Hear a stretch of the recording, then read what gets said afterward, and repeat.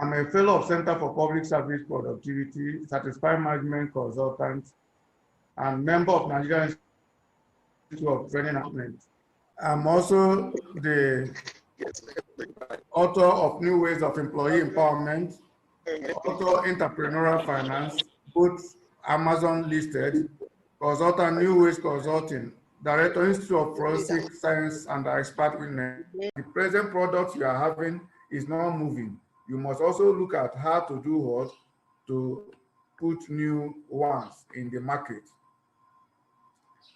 Yes, understanding organic growth.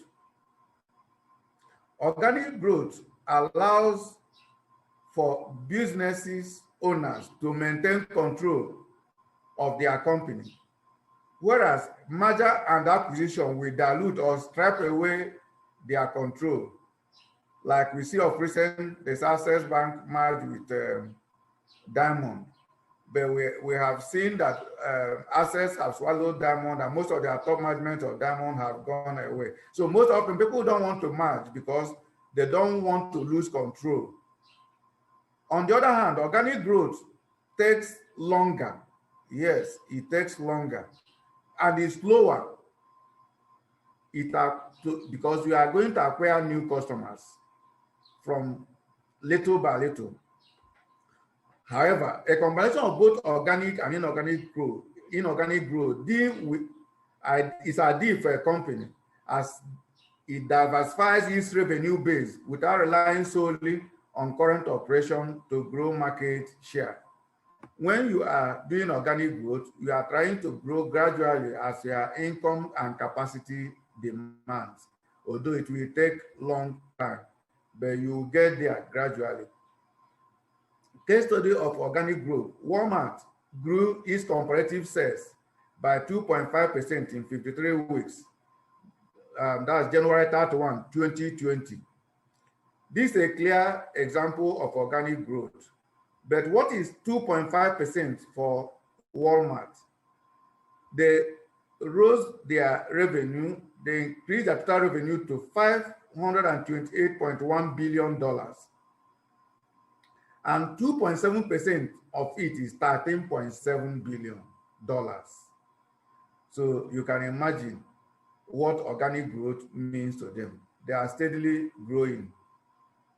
In school, while we are in school, those who did economics or management, you learn about the strategy, four main growth strategies of Ansoff, which is called Ansoff matrix. We just want to point to it before we go to the main issue. There, you were told the four ways you can look at growth are: you can look at the existing product or services and the existing market and adopt market penetration. Look at how to break into existing market. Look at how to outsmart your competitors. That is market penetration. You can also look at existing product or services with new market. Here you're looking at developing new market, going to new areas you are not before. As when you are operating in Abuja, you look at moving or expanding to Lafayette, expanding to Nasarawa and area. That is market development. But if it is new products, like you can see on existing markets, that means you are looking at product development. You are looking at what are services or products that people do not have, which you can feel. The area of need you can feel. You can also look at new product and new market. That is diversification. Assuming that your organization has reached the peak, and that peak you cannot expand again, you diversify. You go to new things that is in demand.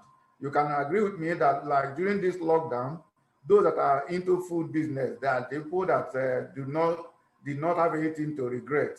So you can also look at, can you go into areas that people will always buy, no matter whether there's lockdown or not. That is diversification. Now, we now go to 10 easy steps to business growth. Your existing business you are already doing. What can you do to grow it? We are going to look at 10 easy steps that you can do. And you also be given some references that you can look at. 10 easy steps to grow your business. One of it is having what we call sales funnel.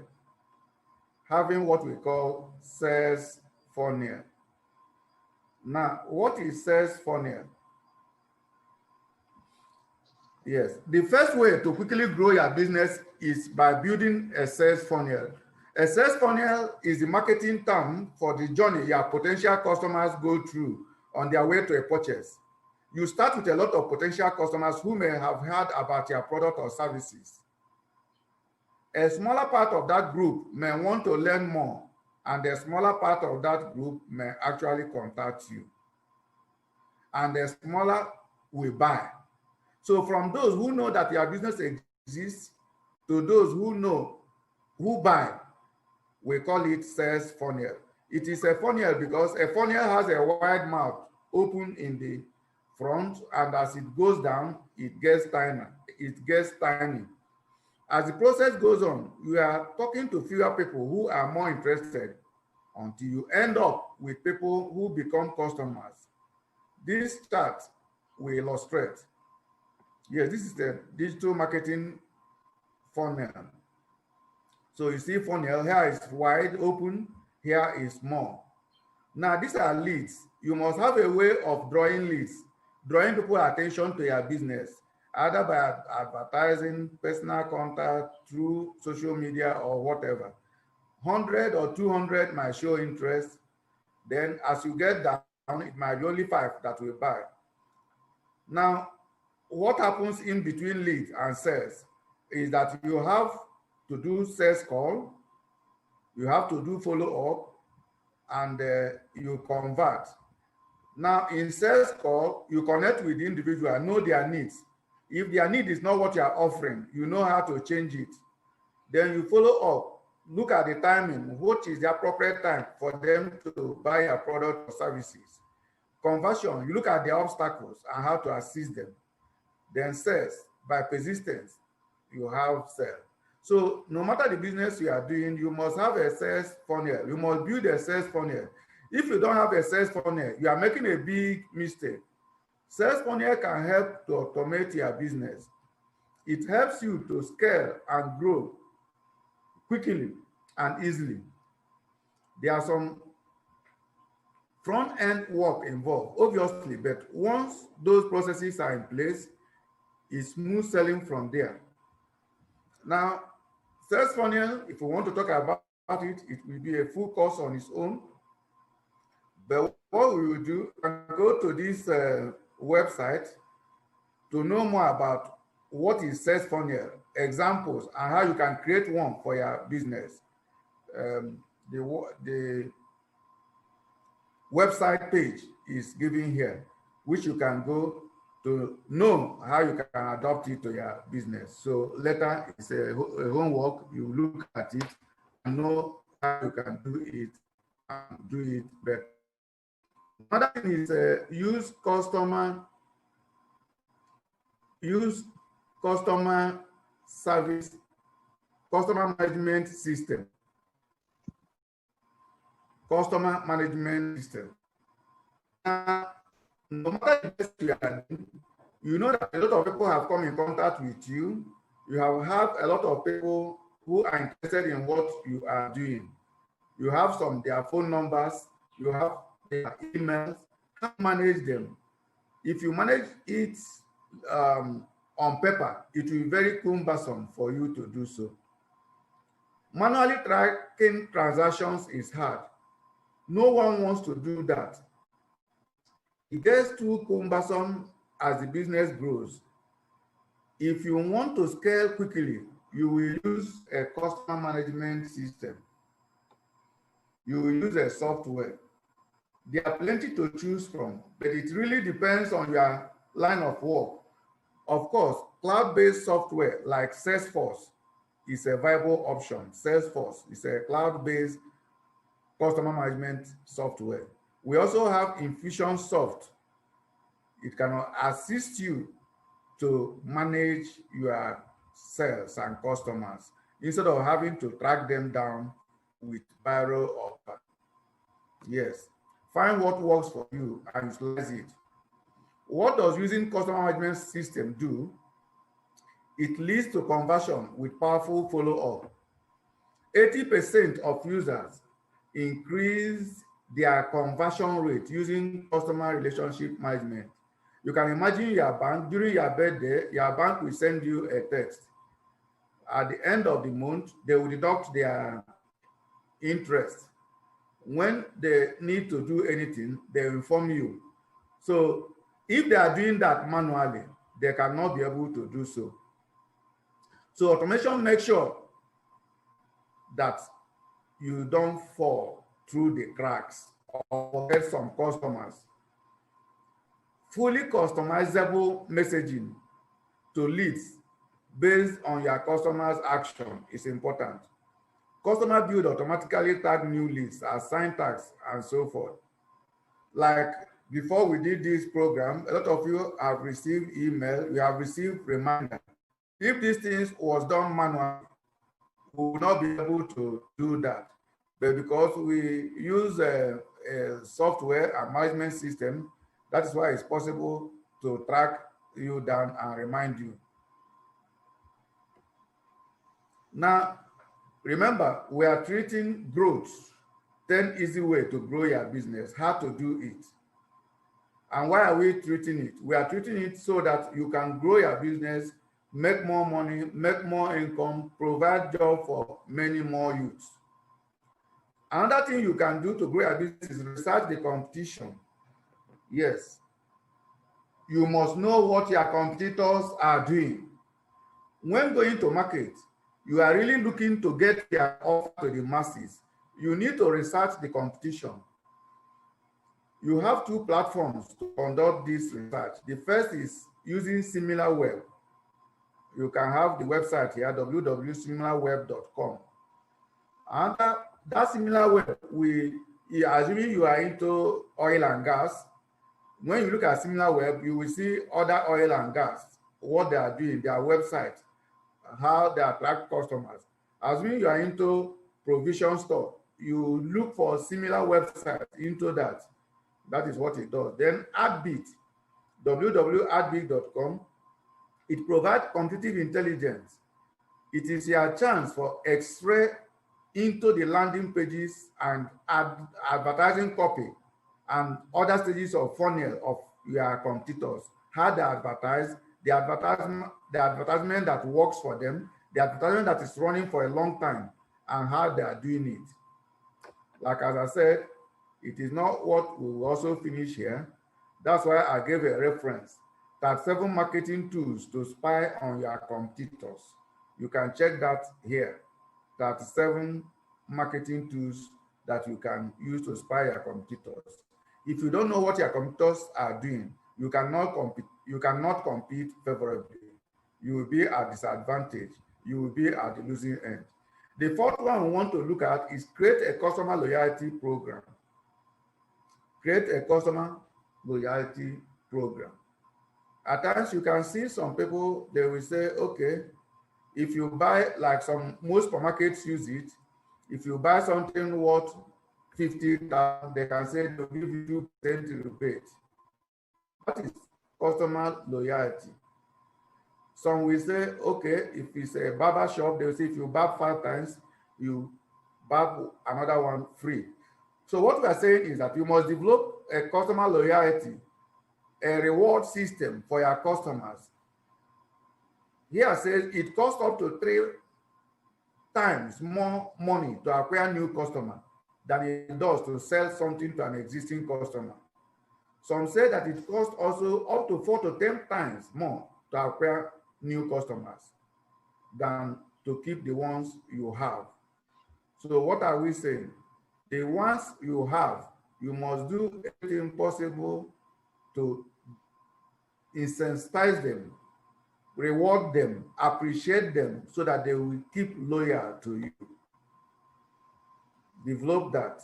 You will not regret it. Now, the next one is Identify new opportunities. Yes, the ecosystem keep in changing, the landscape of business keep in changing. So you must be, in any business you are, you must always look at the opportunities that is there. Analyze new opportunities in your business by understanding your demographic better. Understand everything from distribution channel to your direct competitors, even analysis of foreign markets and other potential industries. There are likely dozens of new opportunities you could pursue with proper amount of analysis. For instance, of recent, we have Nigerian Youth Investment Fund, which was set up by the initiative of Federal Ministry of Youth and Sport and Development, and is funded by a central bank to invest on youth ideas for sustainable business. So if you go to this website, you can learn more about it. So no matter what you do, continue to look for opportunities. There's also recently 50 billion interest-free loan that Access Bank set up. Interest-free loan. You can go to this website and learn more about it. So why we are bringing up this is that you must continuously scan your business environment and identify new opportunities and know how to access them. The sixth one is build an email list. You must have email of your clients, customers, prospects, interested ones, and also new ones. One of the most best and most effective ways to grow a business is to build an email list. Clearly, that means you need to have a lead magnet. A lead magnet is how you attract people to drop their email with you after showing interest. Why should people subscribe to your list? You must look at what you can do to make them subscribe to your list. Maybe giving them a free write-up or a free gift if they drop their email with you or their contact. There must be something they have to benefit. Look into companies like Weber, Constant Contact, ConvertKit, Drip, GetResponse, Mailchimp. These are companies that manage email list for organization, which you can use to send emails. You can send 1,000 emails, 2,000 emails at a time. Yes, at Center for Productivity, we use that. What is a lead magnet? Types of lead magnets to offer your visitors. How do you create a lead magnet? You can get all that in this website, www.autogrow.com. So as we are going on, there are assignments you have to do in order to grow. I will not be able to treat everything here. The next one is form strategic partnership. Strategic partnership with the right companies can truly make a world of difference. It will allow you to reach a wide range of customers quickly. Identifying those partnerships might be easier said than done. But look out for companies that are complementary to your own. Contact them and propose opportunity for working together. Yes, you can look at companies. It may be that you have trucks, for instance, or you're in haulage business. Instead of just parking everywhere, you can partner with big manufacturers like NBL, Flour Mill, and they will take your truck and pay you monthly. So you must look how to partner with other organizations. Additionally, number 8 is leverage global platforms. In the selling products, why not? You can use global platforms like Amazon FBA service, which is fulfillment by Amazon. In this, if you subscribe, Amazon will pick your product or goods, pack it, and ship your orders. They can also help you to advertise. In the business of selling service, you can use Upwork to advertise your product or your service, and people can buy from there. In the business of renting vacation homes, Why not leverage on Airbnb, Invited Home Away, or other global platforms? So no matter the business you are doing, you can find a platform that has reached its saturation and use it to grow your business quickly. The ninth one is licensing deals. Doing licensing deals is a great way to grow your business without too much added effort. If you have a product that you can license to others and share a revenue of, that's an ideal way to grow quickly. Taking a popular successful product and bringing it to a company with a large footprint can help you achieve market saturation quicker. So you can license some of your product to other people. The 10th one is consider a franchise model. If you have a successful business and you are really looking to grow quickly, consider franchising it. Although franchise costs are high and moving to a franchise model is complex and takes a lot of marketing know-how, it could make all the difference if you are truly looking for a quick growth. Tantalizer and Mr. Big used this model to grow in the early 90s very fast. They franchised their business to others and that helped them to spread. You can say, how do I franchise? What do I need to know? How do I do it? This website is also provided for you to check, Ultimate Guide to Franchising. So you can look at it and follow what is there. Now, if you will need this training material, please send a chat in this Zoom requesting for the material. Send your full name, email, phone number. Non-members of CPROD will get the full recorded audio of this lecture, while members of CPROD will get the slides and the recorded audio as part of their mandatory continued professional education and to help them to also grow. So you can send a chat, an email, indicating your full name, email, and phone number. If you are not a member, you will get only the recorded audio. If you're a member, you get both the slide and the recorded video. Now, I promise 10 easy ways that you can grow your business. I've given that 10, so that if we stop here, we have accomplished our purpose.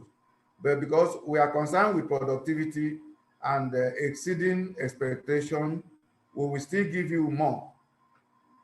Other things you can do is to diversify your offer lineup. 11, to diversify your offers. What complementary product or services or information can you offer in your business in order to grow? You need to think about expansion, identify new opportunities within your niche, uncover the pain points. What else can you sell to your client? What else can you add value in the exchange? Why do people go to big supermarkets like ShopRite? It's because they get everything they need in one place. Therefore, why not look at what you are presently doing and look at other complementary things that your customers or clients need and offer it to them so that they will get everything in one shop. That is diversifying your lineup. 11, we say build passive income stream.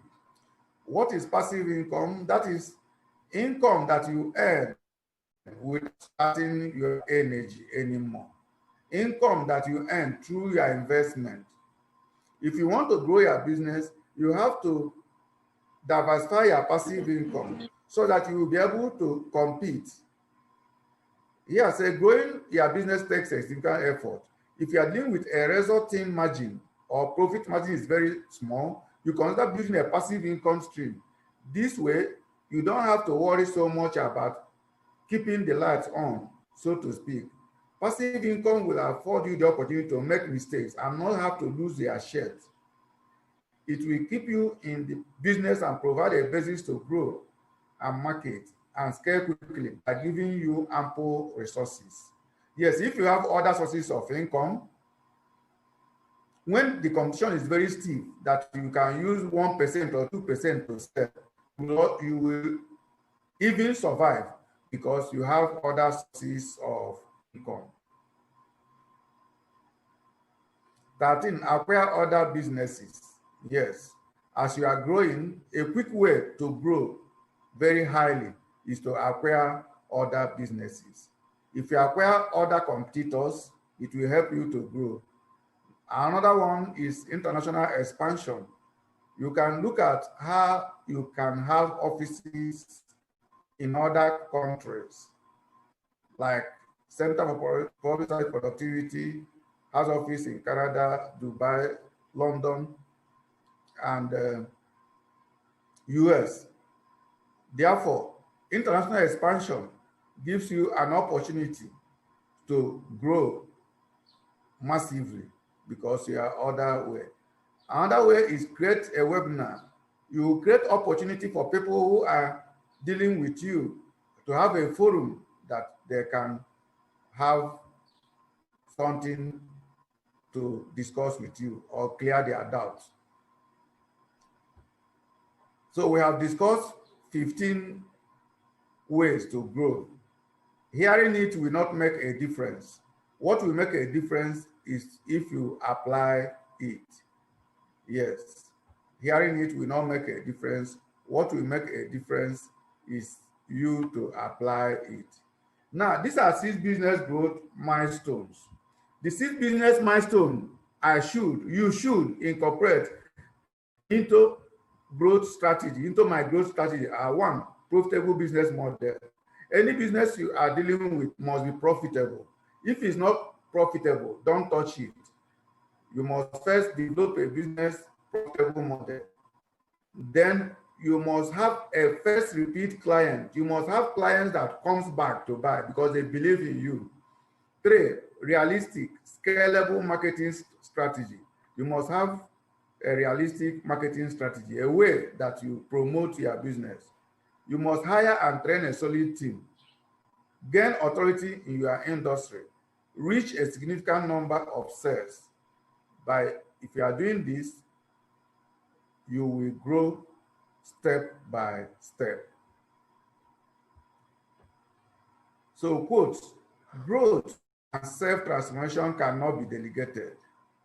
Like we said in our last lecture, nobody is responsible for your growth. You are the one responsible. Louis Mumford. Les Brown said, accept responsibility for your life. Know that it is you who will get you where you want to go, no one else.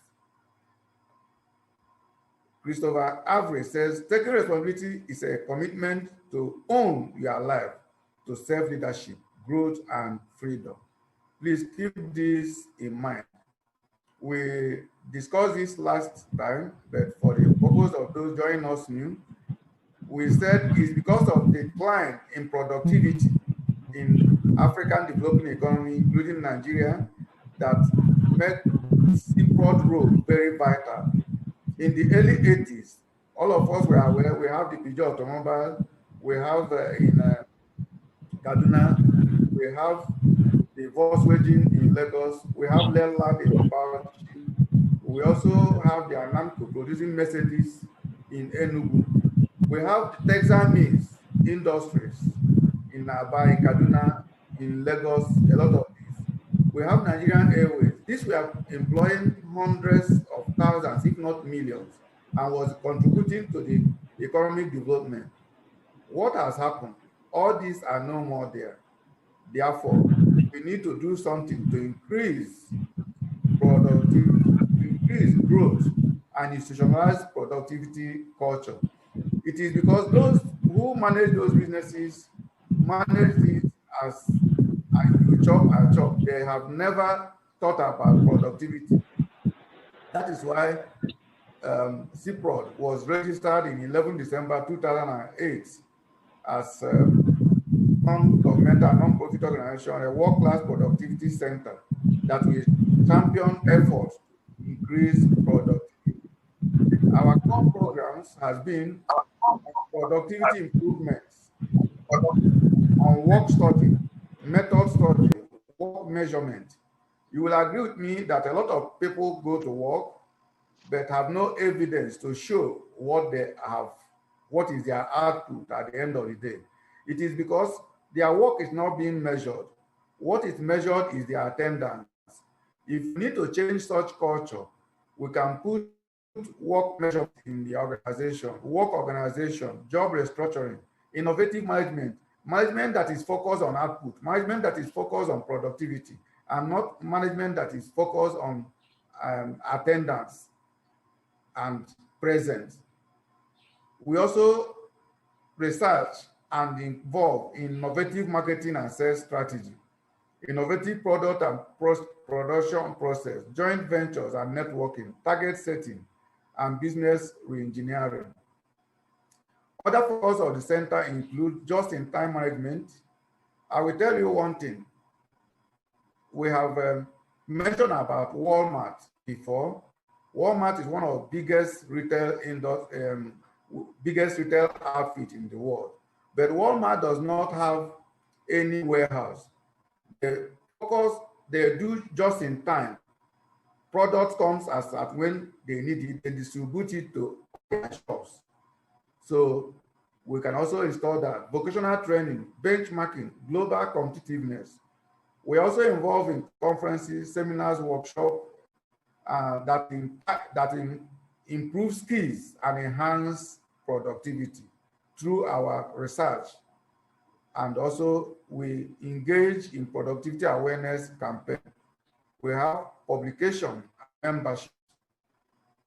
Our members are those who subscribe to tenets of productivity principle, values, standards, and practices in their respective organization, and who wants to sharpen their productivity and also improve national productivity and raise living standard.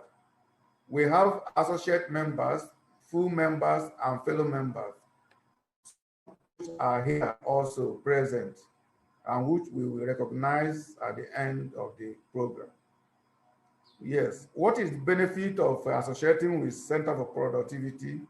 The more exciting benefit is that we are directly involved in a growing productivity professional organization, which gives you the opportunity to interchange ideas and also update your skills with other people who cherish productivity. We also engage in productivity coaching, which is one-on-one coaching that we give you milestones you need to use to have unfair advantage in productivity. Our members also are having network opportunities.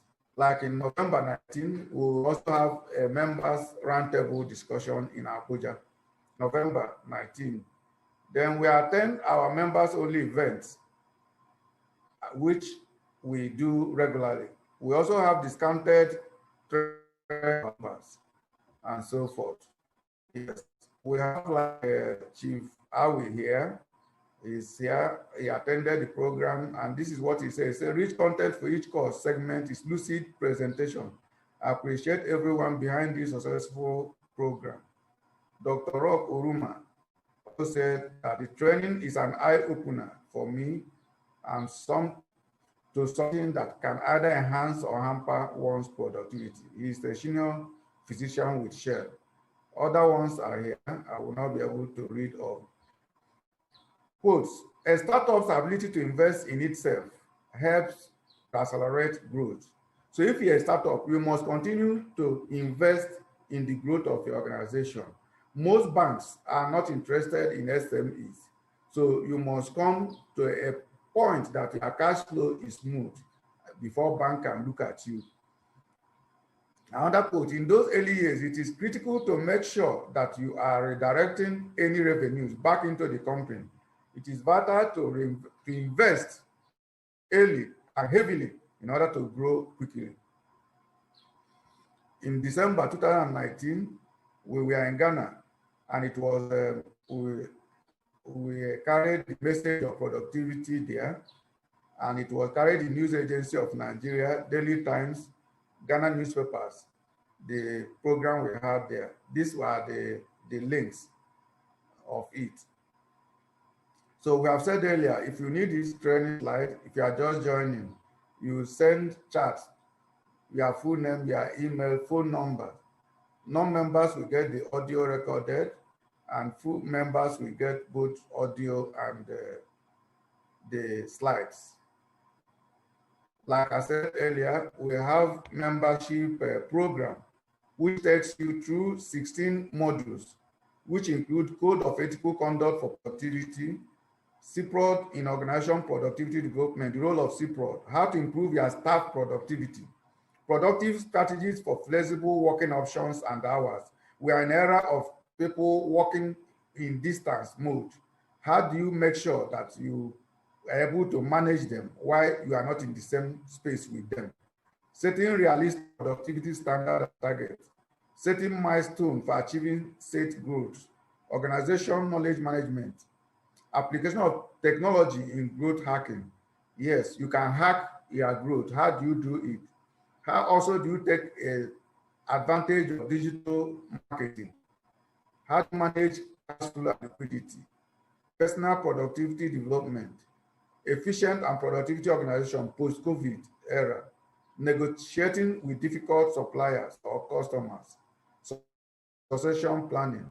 These are 14 modules that you pass through. We have a flexible mode. You can do the talk course online or attend during our forum. If you need further information about the center, you can send email info Center for Productivity or WhatsApp through this number. This is our website. So in the past hour, you will agree it has been a time well spent so far. We can't cover everything you need to know about doing your business in an hour, even if we had all day. That's why we made those references. And I appreciate and request that you go through those websites that have been put across there. You can also get more information about how we have grown other individuals and organizations through testimonial column in our website. Focus on your current experience. Fast growth depends on making your current and potential customers happy with their experience, the hetero said.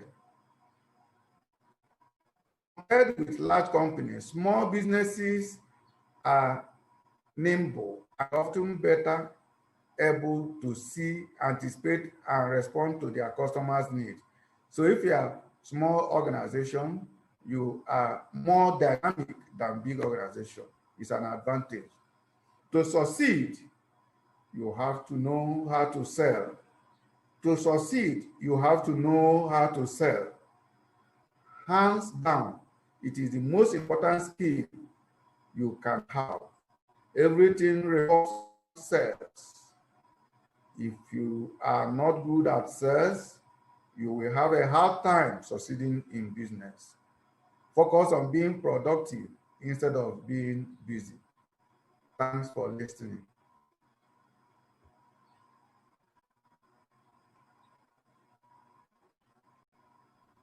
Adeola, over.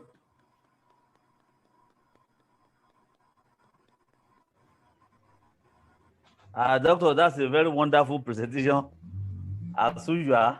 Very wonderful and in-depth. And I can assure you, and I'm very sure, sorry, that those online with us must have gained a lot. Even those who missed the last one too, you have already taken part of those ones and bringing to this one. Thank you very much, sir. And I want to thank all of you for being that are online with us. I think we have about 55 persons online. And now we would like to ask you for response, and you have to respond, and you can respond through the chat menu. You can respond to this wonderful presentation through the chat. This will encourage Dr. Chris to give us more, I believe, for next month. We should be anticipating what will come up. And I want to also continue to send our response to the chat button so that we can know how you feel about the wonderful presentation. Also, after we have gotten some response on chat, please, if you have questions to ask our amiable and productive Dr. Chris, please start preparing your questions. You can send your question through the chat button, and then we talk about, or you raise your hand so that you can ask questions for response from the president of the Apology Center. Thank you. Also, we wait for some questions. Let me give opportunity to some. Let me recognize and give opportunity to some few fellows that are here to make their comments. Adiola is a fellow of the Center for Productivity. Dr. Emmanuel Mobo, please, can you make a comment? Good afternoon, ladies and gentlemen. I want to once again thank Dr. Chris Ebu, our Oga Patapata, for his usual very clear thoughts, on business development. What you have done today is not different from what you have done previously, even in our private coaching sessions.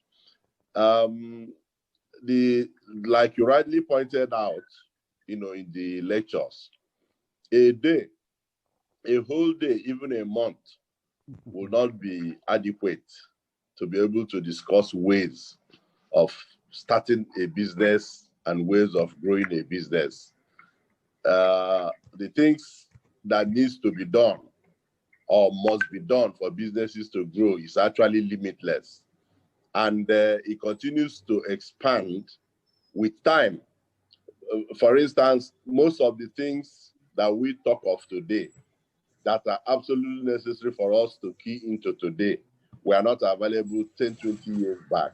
That is talking about the internet, the social media, and so on and so forth.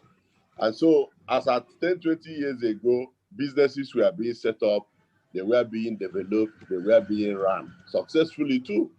But the truth is that in the modern times that we are in now, if anybody still thinks and believes in running his business the way it was run 10, 20 years ago, I doubt if that person will be able to pay salary for 6 months, let alone spending a year doing an anniversary. And that is what it is. I can imagine what it will be in the next 10 years, in the next 20 years, the way we are growing in digital technology, the way we are growing in IT.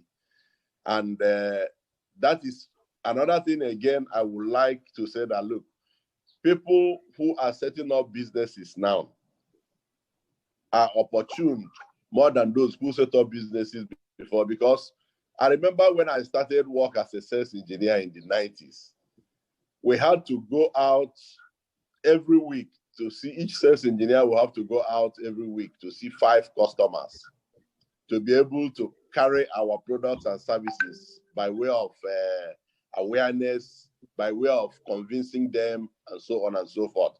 But we will all agree that in today's life, if anybody will have to depend on that, in Lagos, for instance, you may get up in the morning, you want to see 2 people, you may end up not seeing anybody.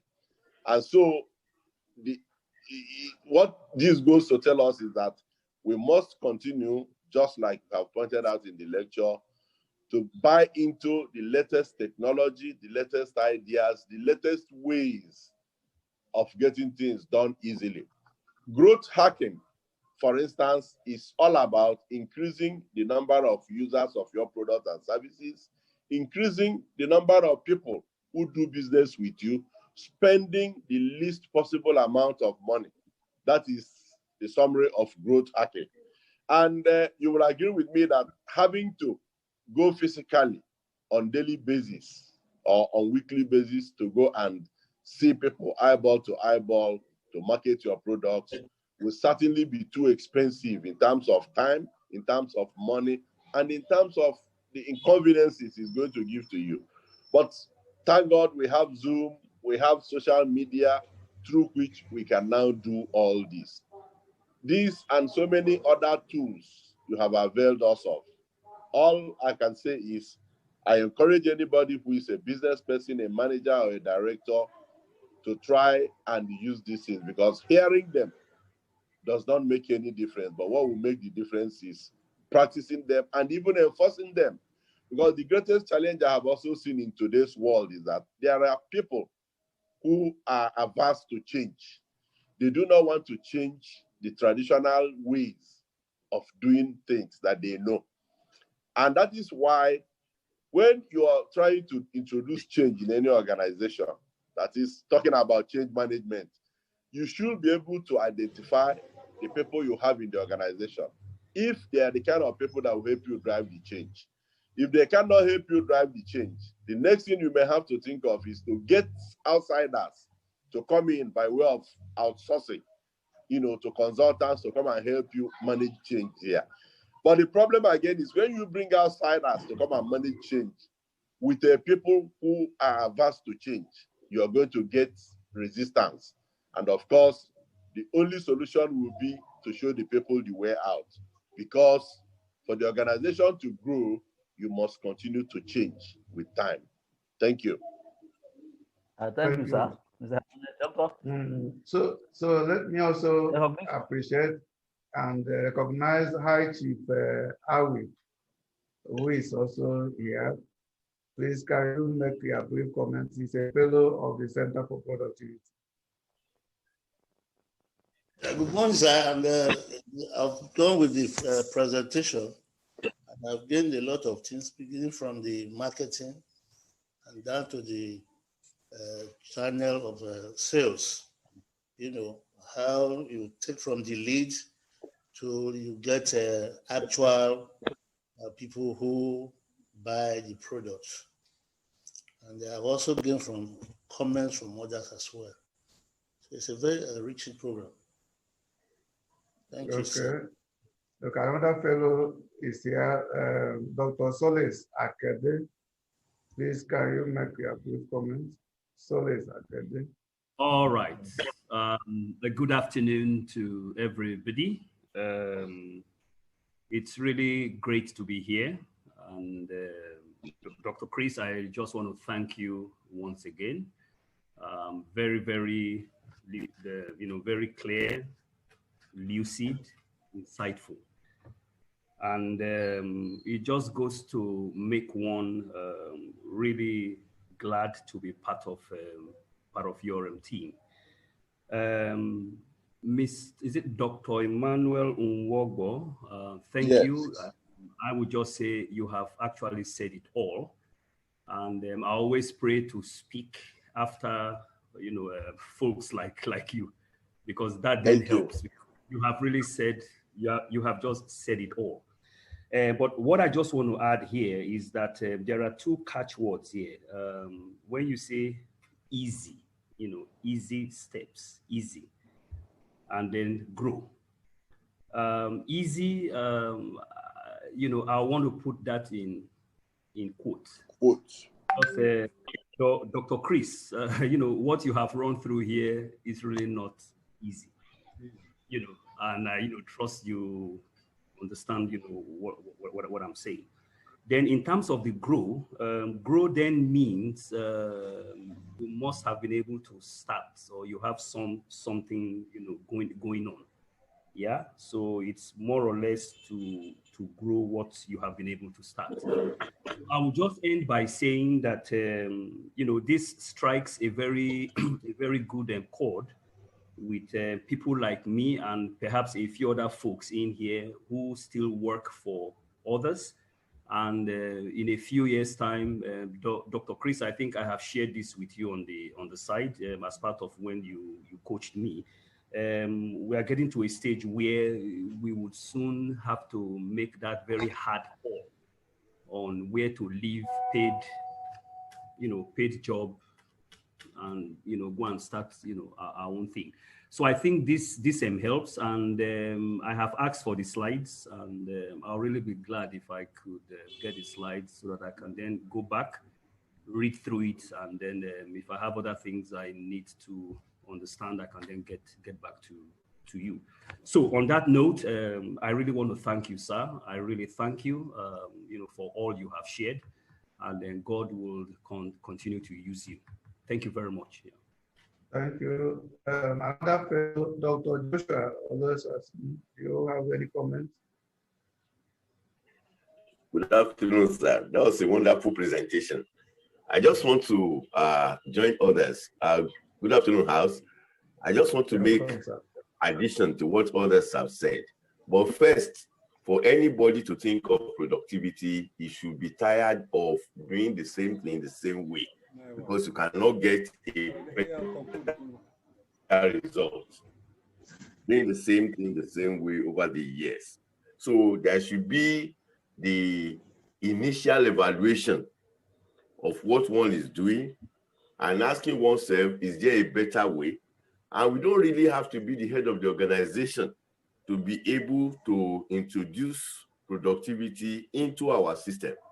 Because if we are able to think of it, even if you are just a leader of 2 or 3 people within the organization, and you are able to make them to understand your way, you're on the same page through the presentation of this program, and they are with you.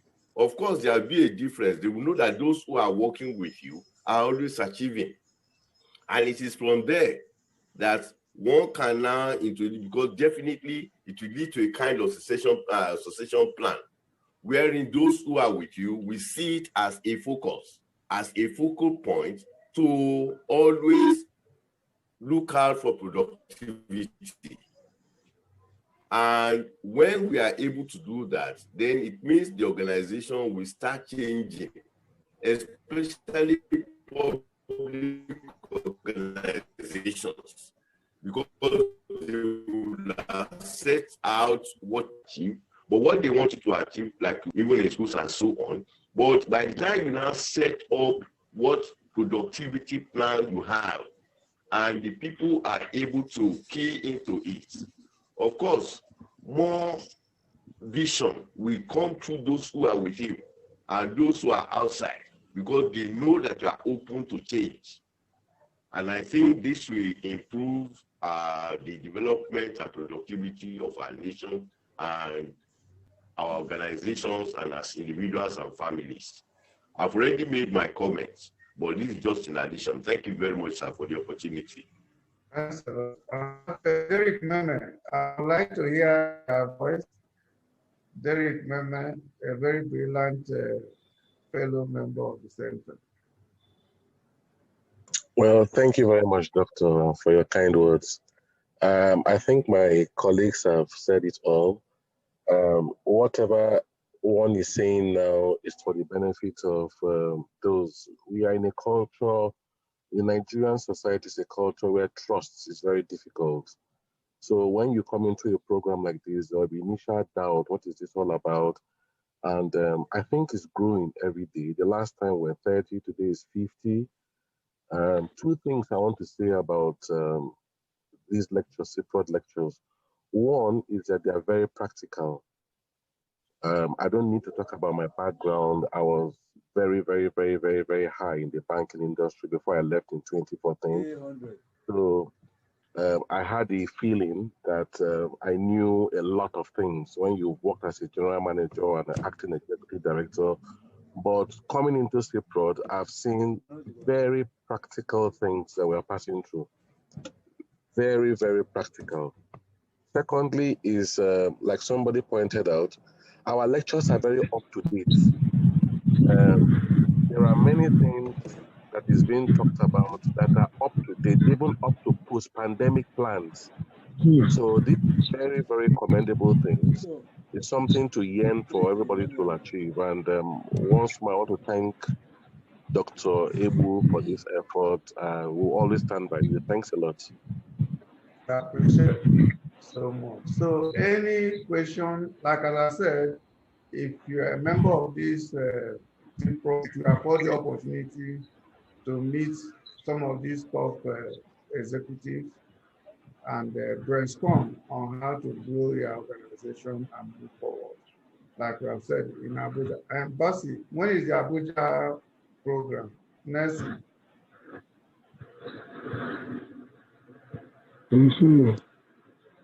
Nelson.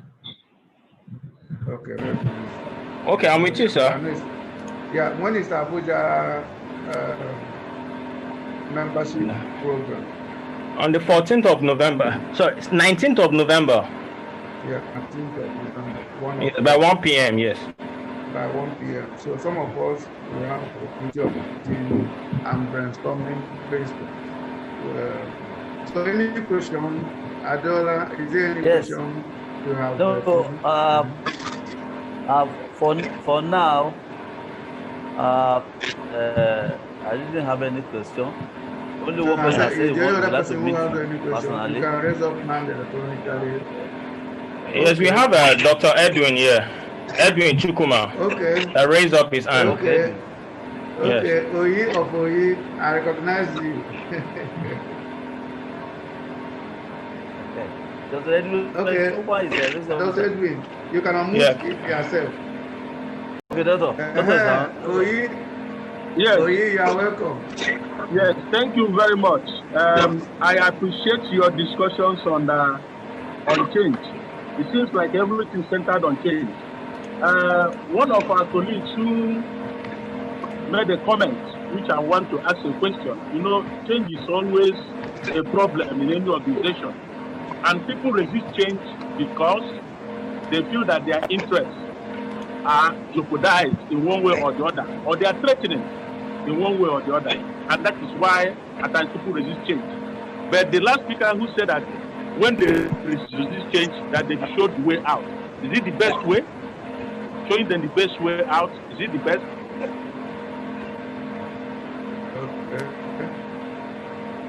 Okay, thank you.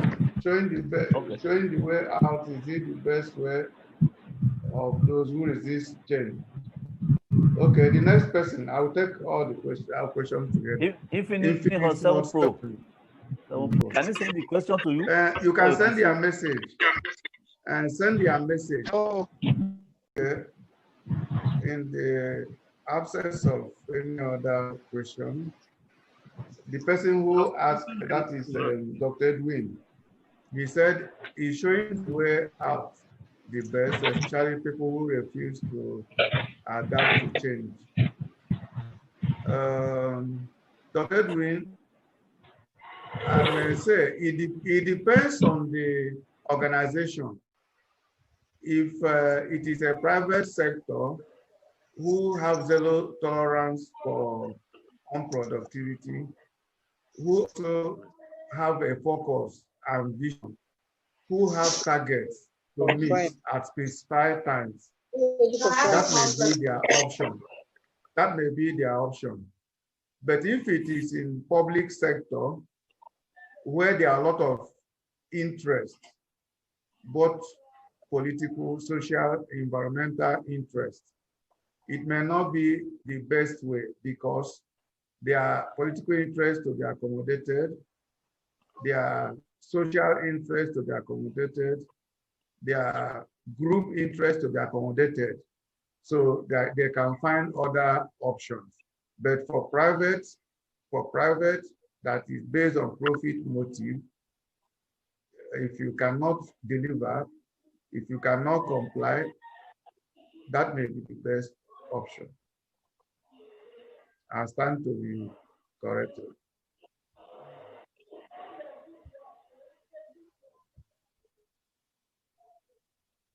Okay. Thank you, Doctor. On this, Doctor, thank you. Yes. So on this, any other questions? Dr. Emmanuel is raising his hand. Okay, Dr. Emmanuel, please go ahead. Yes. This thing is very good, though. Dr. Emmanuel, go ahead. Support of what, or rather to contribute further to what Dr. Ebu has just said, you can see the reason why our public sectors are the least productive in our economy. Because rather than make productivity the basis for taking a decision in the interest of an organization, we are looking at political consideration, we are looking at personal interests. But if I am in a public sector, in a particular public sector where a change management is taking place, and I have people who are resisting the change there for many reasons, either because of their personal interest or because of laziness. There are people who don't want to grow themselves in any means, by any means. They are used to the traditional ways of doing things. Rather than consider the political consideration and interest, I would rather look for other sectors of the other public sectors where those people can still do with their old and traditional ways of doing things. Because the truth is that if we want our economy to grow, the private sector alone cannot drive the economy to grow. The public sector also has a role to play. So as long as the public sector will continue to think of political consideration, personal interest in taking such decisions, we cannot grow. And that is the bottom line of it. So that's just what I want to add. Okay, that's fine. Anna, you are raising up hand. Anna, can you unmute yourself? Yes, I was raising up hand. All these things discussed should sort of ingredient of getting money. I don't know whether I heard how can the business be financed? How can you raise funds to grow up the business? I don't know whether it was mentioned. Okay, thank you. And at a point, we mentioned some of the innovative, we mentioned some new SME funding that is innovative, like the Access Bank 50 billion loan to MCE. For those that are affected by this pandemic, they say it's interest-free. We put a link that you can use to find out more. We also mentioned another one by Nisrael Microfinance Bank. Yes, Nisrael Microfinance Bank, which is funded by Bankers Committee. You know, the link is there. You can check. These are the innovative ones, apart from the traditional ones, which are bank customer service will entail. But a major area we focused was organic growth, how you can grow from your own pause, from your own activities, how you can grow by doing things differently. That was a major focus, not actually funding. Mr. Ariwan Umar. Mr. Ariwan Umar, sir. Doctor. Yes, thank you, Doctor, for the excellent presentation. My question is that, was it the best option for the lack of productivity from the employee to be, changed, like to be sacked continuously until you find people that are productive or can be able to make better contribution that can bring financial or otherwise progress of organization, more particularly in the private sector?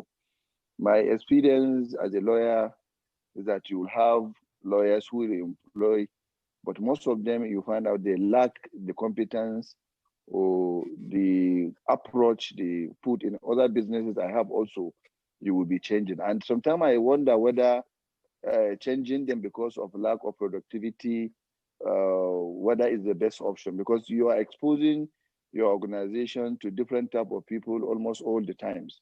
I don't know whether if there was any better method or approach that employers of labor can employ in seeing that the organization and the staff continue to work in consistency, then devoid of continuity of work. Thank you. Okay, thank you. I think there are a bit misunderstanding of what Dr. Mobo mentioned. He was not talking of changing them because of productivity. He was talking of changing them because they resist change. Changing them because they resist change. And there are two different things. If someone is not productive, you can find reason why he's not productive It might be because he's not having enough to be trained, or he doesn't have passion for the position he's occupying. You can change him. But when you want to go to north, and the staff says, no, it is south, we will go. You want to go to south, staff says west, you will go. Therefore, the staff is not sharing the vision of the organization. And when there's no goal congruence, when there's no goal alignment, then it becomes difficult to manage such a staff. Maybe Emmanuel Nwobo can throw more light. What you mean? Okay. Thank you, Dr. Ebu. Now, let me talk to the lawyer. Yes. Let me react to the lawyer's question specifically. You know, what he's saying is, what I understand he's saying is, should one continue to throw out staff who are not productive? Now, my answer to that is this. When you recruit any lawyer or any professional, what I do in my firm is the very first thing I try to do is to establish the areas of strength of that staff. Take a lawyer, for instance. If you do litigation, before you go to court to take, handle any brief on behalf of anybody, you need to do research, get legal authorities, get, the sections of the laws you will use to convince the judge to rule in your favor. Now, there are lawyers who will be very good in conducting this research for you. If you're able to get such lawyers, their work will be, once you have a case, you sit down on your table, discuss such cases, and you give them the research to do. And before you people move to court, you sit down again and discuss and find out what they have been able to come up with in their researches. Now, it would now be wrong if you have a lawyer who has passion for research, who can do it very well, and you want him to be the person going to court every time. It might be difficult for you to get the best out of him. However, there are people you employ, by the time you try in several areas or departments of your firm, you find out they cannot fit in. Of course, you have to show the people the way out. So like Dr. Ebu pointed out, it's completely different from the change we are talking of. The change just has to do with, we have been doing things, going by the rule of ABC. Now we want to do it by the rule of XYZ. And the person is resisting it. He's not interested in going the way you want. And for you, why do you even want to change what you're doing? The reason why you want to change is because you want to improve your productivity. You want to improve efficiency. And that is the only way you can guarantee growth and development. Without growth and development, the organization will die. And you, as the head of the organization, the buck stops on your table. So that is what I think is the best thing to do. When you hire a staff, try and find out where best can this staff fit in. Because at times, you throw people away because you're using them in a place. Not necessarily that the man is a lawyer, he must know every aspect of law. You don't have passion for going to court. So if you continue to put him before the court, you're not going to get the best out of him. So that's my response to that. Thank you so much, Doctor. I understand. I think someone asked, that is accurate, how do you manage failure in your business venture? How do you manage failure in your I want to say that. Manage how we say in your first business. Yes, in your first business. Yes, failure is part of learning, and you cannot succeed without failure. That's why risk is inherent in any business you are doing. So when you fail in any business, you take lessons of the failure. And those lessons of the failure gives you a comparative advantage when you want to do any other thing, more than someone who have not failed before. So you take the lessons of the failure and move on. So on this note, because of time, we'll be running up. I want Richard Obiano to give us a vote of thanks. Barrister Richard Obiano, if you are still there, give us a vote of thanks. Yes, Dr. Chris, thank you very much. I've been raising up my hand to make one or two comments, but it appears you are not getting me on the screen. No, we are not seeing the hand. We're not seeing you. I have been along. Maybe my reception from here is not very clear. I wanted to make one or two, if you don't mind, give me 1 or 2 minutes. Yeah. Okay, do so. Yes, I wanted to make little comment in respect of the public and the private sector when it comes to easing out staff who are resistant to change. You see, I want us to have at the back of our mind that the philosophy or the principle of running the private sector is different from that of the public sector. The private sector is driven by profit motive. And so they are very swift. They are, the objective is on productivity. If you're not productive, you are weeded out. But I think before a staff is weeded out from an organization, or those who are perceived to be resistant to change, there should be proper communication between the management and the staff, because this is where there is problem most of the times. The staff has to be properly educated why this change is necessary. In the long run, that staff will benefit from the change that will be introduced to that organization. So if it's properly orientated in that direction, I don't see why he will resist. But in most cases, when there is communication gap, then you will now see staff, they have unions everywhere. The unions will start revolting, and that is not healthy for any organization, because it will certainly disrupt the operations of that organization. Even if you weed all of them out and bring in new ones, it could be very costly to the organization. Now, looking at the public sector, we all know, is not supposed to be productive oriented. They are supposed to set regulatory framework and create a conducive business environment for entrepreneurs to develop and thrive.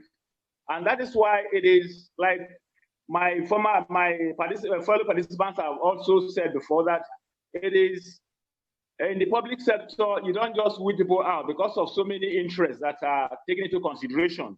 Yes, this is true. But in the long run, however, you will also discover that even government at a time, they will have to draw the line and say, look, this is what we want. And if the workers refuse, they can even close down the organization. We have the case of NITEL, the case of NEPA and others. You understand? But comparatively, you discover that the private sector relies on productivity, and anybody who is averse to change that will eventually bring growth to that organization will certainly be weeded out. But before that is done, let there be proper communication, let everybody be informed of why that change is being introduced. And it's also not only to the benefit of the organization, but to the individuals who are still there. I want to thank you so much, Dr. Egbu, for this beautiful lecture. We all know that the essence of human development is growth and progress. And when progress comes with, for every good news, comes with responsibility. If you want to progress and to grow in any organization, it has a lot of responsibility attached to it. Because if you grow beyond your capacity to manage such growth, then it becomes a problem. You know, and so from the lecture, I think I don't want to be guilty of repeating ourselves. You have already told us exactly how to manage this growth. Good human relations, good after-sales service, outsourcing, diversification, mergers and acquisitions, and a host of others. And most importantly, to key into modern digital technology. You know, nowadays, the mode of operations and reaching out to customer has changed. We are doing visually now, training and development. You don't need face-to-face interaction, one-on-one interaction. Just as we are doing through virtual learning now, you can keep on developing and training your workers. And that is the key, because humans are the engine growth of every organization. You must have to equip them with the skills and knowledge that is required to be able to manage whatever growth and progress you want in your own organization. I thank you very much. And I think I want to end it there, and appreciate you very much on behalf of all the participants. That we really appreciate you, and we pray that God will give you good health and divine wisdom so that you keep on dishing out all these wonderful lectures to us. We pray that this institute will grow from strength to strength and give us all that we need for us to make progress in our various business enterprises. I thank you very much, and thank you once again.